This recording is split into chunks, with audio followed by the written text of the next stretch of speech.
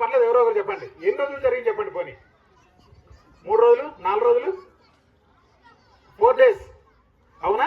ఒక cricket test match కంటే కూడా తక్కువ రోజుల్లో జరిగిపోయింది. దానికి కారణం ఎవరు చెప్తారా? What is the main success reason behind operation Sindhu? Kargil యుద్ధం ఎన్ని రోజులు జరిగింది? దాదాపు 3 months పైన జరిగింది, అవునా? కానీ operation Sindoor less than 4 days ఎలా జరిగిపోయింది?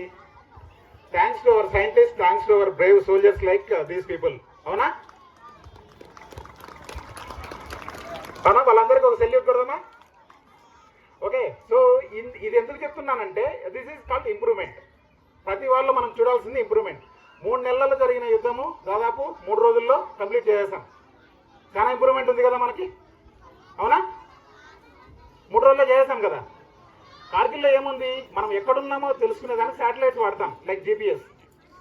అప్పుడు మన శాటిలైట్స్ లేవు, ఫారిన్ శాటిలైట్స్ పైన డిపెండ్ అయ్యేవాళ్ళం. వాళ్ళు ఏం చేశారు? కరెక్ట్ టైం చూసుకొని ఆఫ్ చేసేవాళ్ళు. సో మన వాళ్ళు పాపం రాత్రి అనక పగులనక ఒక రోజులో ఎక్కాల్సిన కొండను 3 రోజుల్లో ఎక్కారు.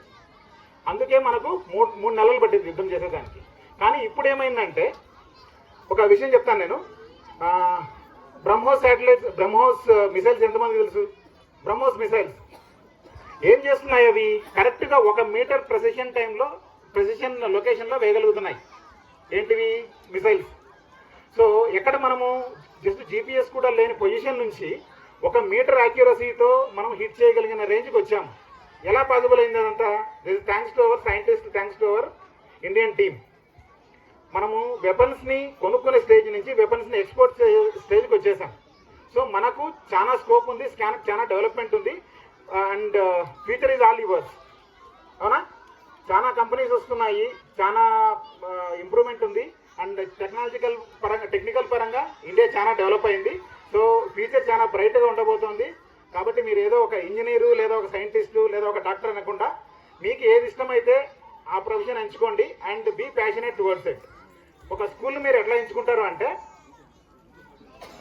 ఒక క్లాస్కి యావరేజ్ మార్క్స్ అని ఉంటాయి. మా నవోదయ స్కూల్ గురించి మీరు ఎంత గొప్పగా చెప్తున్నారు అంటే, ఒక టీచర్ బాగా చెప్తున్నాడా లేదనేది last year class average marks ఎన్ని వచ్చాయి, ఇయర్ క్లాస్ యావరేజ్ మార్క్స్ ఎన్ని వచ్చాయి. సో ఇది మెజర్మెంట్ అనమాట. మీరు కూడా మీ ఇంప్రూవ్మెంట్ ఎలా ఉంది, 9th క్లాస్లో మీరు ఎలా ఉన్నారు, 10thలో మీరు ఎలా ఉన్నారు. సో ఈ ఇంప్రూవ్మెంట్ని బేస్ చేసుకొని మీరు స్కూల్ సెలెక్ట్ చేసుకోండి. అండ్ మీ ఎడ్యుకేషన్ లేదా మీ కెరీర్ కూడా ఆ విధంగా ప్లాన్ చేసుకోండి. ఓకేనా? Thank you very much. Thank you. See you all. By.